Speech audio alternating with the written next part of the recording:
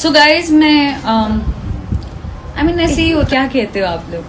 Hello करना नमस्कार दोस्तों, मैं शिवेंद्र आप सभी का स्वागत करते हैं शिवेंद्र ब्लॉग में। तो कैसे हैं दोस्तों? उम्मीद करता हूँ आप लोग बहुत अच्छे होंगे। तो भाई लोग बता दो कि अपना अक्षरा सिंह लाइव आके दोनों के खेसारी भैया और ये पवन भैया के बारे में कुछ बात की। तो भाई लोग आप लोग देख रहे होंगे स्क्रीन पे थोड़ा क्लिप दिखाए होंगे, तो भाई लोग बता सकता हूँ कि अलग बोले और पवन भैया के बोले ने दोनों मिलके मेरे साथ गलत किए।